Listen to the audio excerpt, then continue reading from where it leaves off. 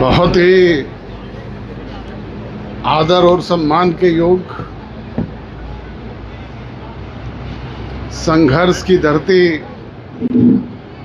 जैनत गांव की इस पावन पवित्र धरा पर आज 53वें दिन आंदोलनरत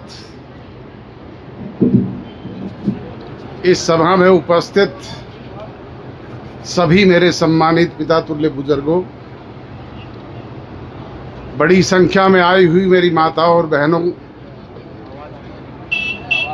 हम उम्र नौजवान दोस्तों, कृषि प्रधान भारतवर्ष के उज्जवल भविष्य अजीज प्यारे बच्चों, पत्रकार एवं छायाकार बंधुओं, हरियाणवी संस्कृति को अपने दम पर जिंदा रखने वाले कलाकार दोस्तों जो आपका मनोरंजन भी कर रहे हैं।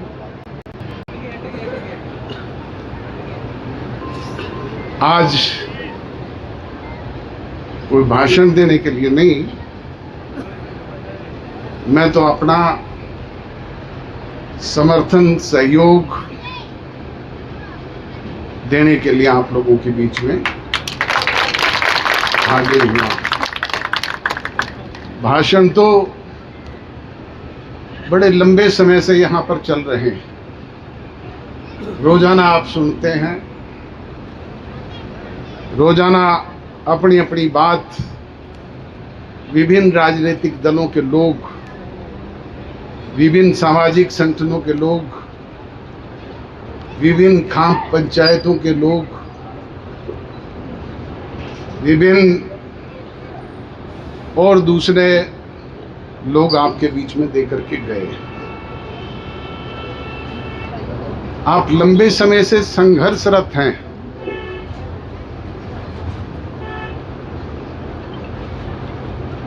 और सरकार ने जाने किस बात के लिए आपके बीच में अड़ी हुई है। समझ से दूर की बात है।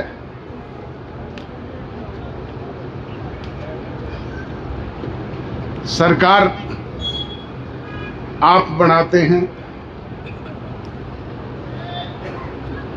और सरकार जिसको आप बनाते हैं वो कानून बनाती है। कानून किसके लिए बनाती है भाई? कानून जनता के लिए बनते हैं, जनता के हित के लिए बनते हैं।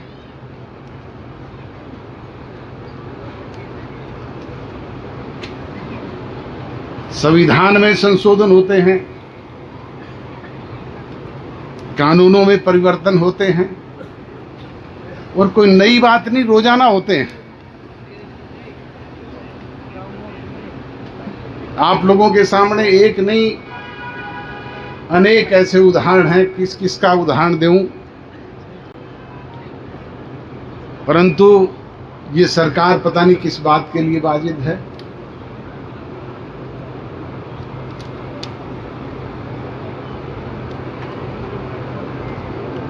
मैंने तो जब से राजनीतिक सूझबूझ ली,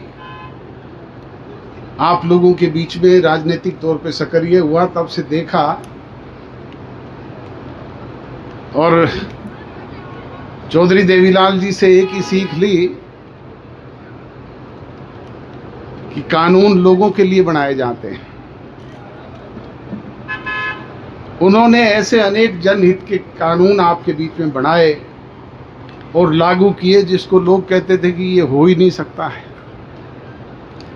वो उन्होंने करके दिखाया कि नहीं दिखाया?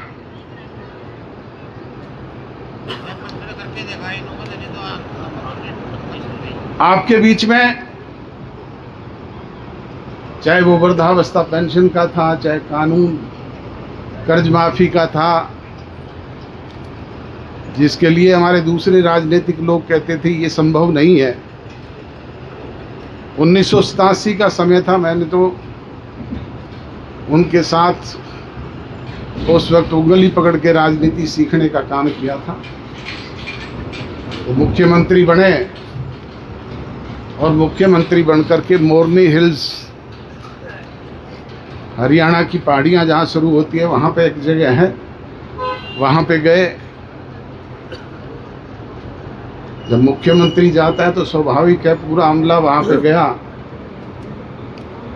उनसे पहले चीफ मिनिस्टर थे चौधरी बंसीलाल जी, उनके चीफ सेक्रेटरी होते थे RS वर्मा जी, वो भी वहां पे गए। उन्होंने कहा कि कल विधानसभा का सेशन है और मेरी घोषणा है कि मैं 100 रुपये वृद्धावस्था पेंशन बुजुर्ग के लिए लागू करूंगा और 10,000 रुपये तक के सहकारी बैंकों के कर्जे माफ करूंगा। इसके लिए फाइल तैयार करके ले आओ। वो वरिष्ठ IAS अधिकारी थे, हरियाणा प्रदेश के चीफ सेक्रेटरी थे, कानून समझाने लग गए। इसमें ये पेचीदगियां हैं जी, वर्ल्ड बैंक की दिक्कतें हैं जी, ये है जी, वो है जी। वो बोले वर्मा मुझे नहीं पता भाई क्या है क्या नहीं है, मैंने तो जनता जनार्दन से वायदा किया और जनता जनार्दन ने मुझे एब्सोल्यूट मेजोरिटी दी है, ताकत दी है। तो ताकत से कानून बनते हैं। मैं हरियाणा प्रदेश की विधानसभा में कल ये कानून बनाऊंगा, लागू करूंगा, सिग्नेचर करना तुम्हारा काम है। वो फिर कोई नुक्ताचीनियां समझाने लग गया तो उसको कहा कि अच्छा एक काम कर, ये फाइल तो छोड़ दे और बाहर एक BS ओझा नाम का अधिकारी और बैठा है, तू इस्तीफा लिख जा, उसको भेज दे, वो तेरी जगह कर देगा।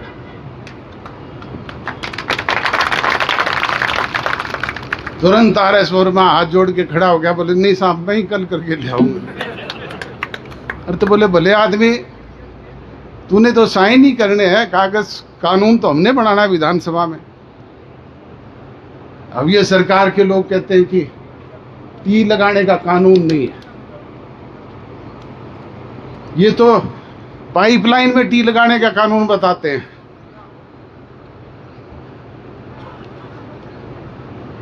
राजस्थान में एक बहुत बड़ी नहर जाती है हरी के पतन से, आजकल उसे इंदिरा गांधी कैनाल कहते हैं, पहले राजस्थान कैनाल कहते थे।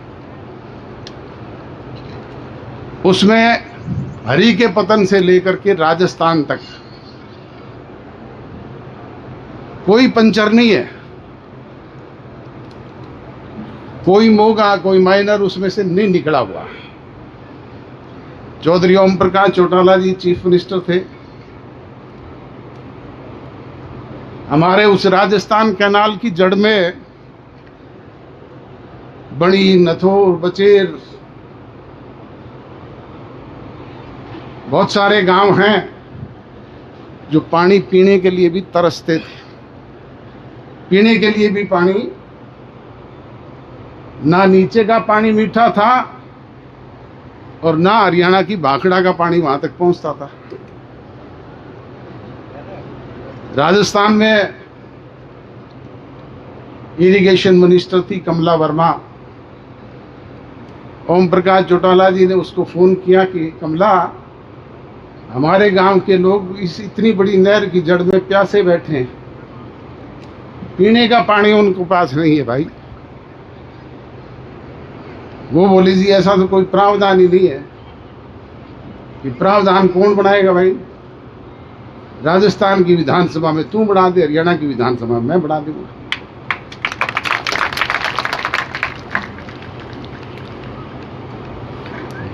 बोले जी टेक्निकली, बोले टेक्निकली क्या दिक्कत आया करे भाई, टेक्निकल तो इंजीनियर करेंगे, उसमें पंचर करना है करके हमने मौका दे दे, हमारे गांव में पीने का पानी आ जाएगा और जितना पानी हम यहाँ लेवा उतना तुमने भाखड़ा के जरिए दूसरी जगह दे देंगे, प्रॉब्लम खत्म। वाह, बोले जी बात तो ठीक है। हमने उनको नोर फीडर के जरिए पानी दे दिया और वहां पंचर करके पानी ले लिया, उन गांवों की प्यास बुझ गई, कानून बन गया, लागू हो गया। तो भाई कानून किसके लिए बनाए जाते हैं? जनता के लिए। जनता के लिए, जनता के हित के लिए। अब ये क्या कानून को नहीं,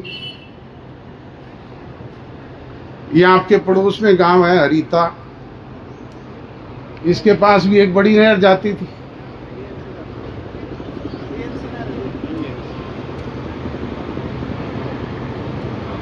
चौधरी बंसीलाल ने कानून बना रखा था कि इस नहर में पंचर नहीं हो सकता, इसमें मोगा नहीं लग सकता।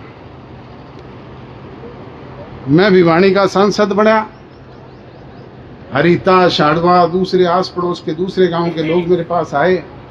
वो बोले जी नहर की जड़ में बैठे हैं, प्यासे बैठे हैं, हमने पानी को नहीं। मेरे वही चौधरी देवीलाल जी वाली बात, चौटाला साहब वाली बात ध्यान में आई। मैंने चीफ इंजीनियर को बुलाया, मेरे को भाई इसमें इन गांवों को मौका दे दे। वो बोले जी ये तो कानून हम दे नहीं सकते। वो कानून कौन बना हुआ है? बोले जी कानून तो आप बनाते हो, तुमको अगले विधानसभा के सेशन में हम कानून बना देंगे और तू इसमें पंचर करके दोनों जगह मौका दे दे। भाई मौके दे दिए, पंचर हो गया, पानी लगने लग गया। गांव के लोग जिनमें बाजरा भी को नहीं आया करता, वहां धान हुआ है क्यों नहीं हुआ है? तो कानून किसके लिए भाई? जनता के लिए।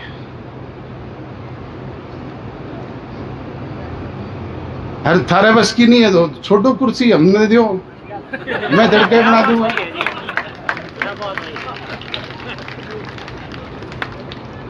24 घंटे भी कौन लगा है? टी छोड़ सीधी सीधी नहर मोड़ के ला दूंगा जन्नत में।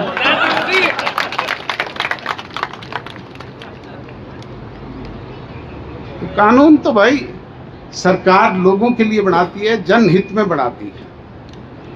ये तो बिना मतलब की एक जिद लगाए हुए बैठे हुए। और ये मुख्यमंत्री तो डम्मी है, इसने तो थारे कहने पे या टीटा लगवाई भी थी एक बार मेरे ख्याल में, पर वो मुख्यमंत्री असली तो दिल्ली में बैठे है, खट्टर है। और उसका सरकार चलावा कोई खुल्लर, ये खट्टर खुल्लर की सरकार है, इसकी सरकार को नहीं। हो तो स्टैंप है एक।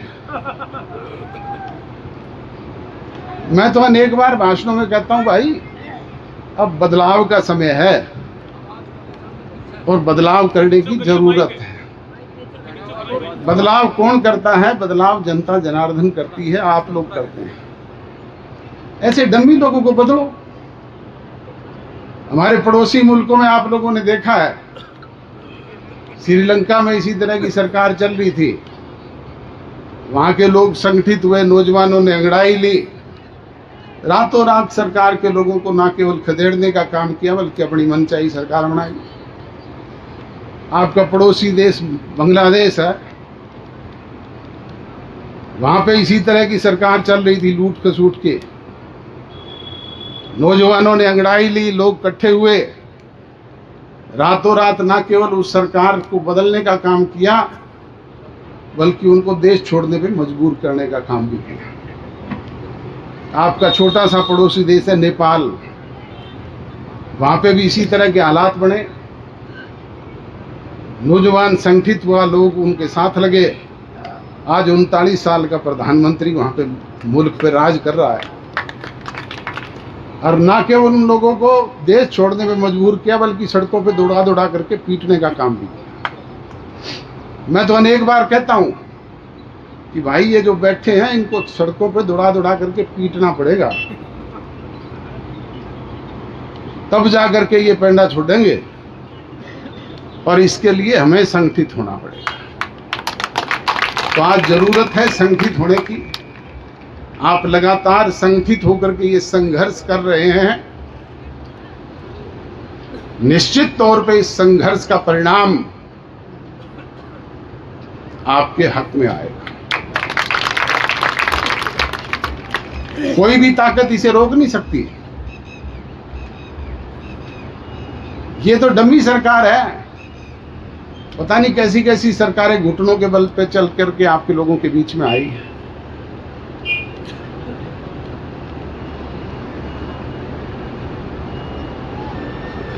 तो बुजुर्गों और नौजवान दोस्तों, ज़्यादा कुछ ना कहते हुए मैं तो आपसे यही गुजारिश और विनती करूंगा कि जिस तरीके से लगातार संगठित होकर के आप संघर्ष कर रहे हैं, इसका परिणाम निश्चित तौर पे आपके पक्ष में आएगा। कोई भी ताकत उसे रोक नहीं पाएगी। और उसमें हमारे संघर्ष में जहां भी हमारी कहीं कोई बलिदान की जरूरत हो, वो भी आपके लिए देने का काम, करने का काम आपसे भी आगे होकर के करें। यही कहते हुए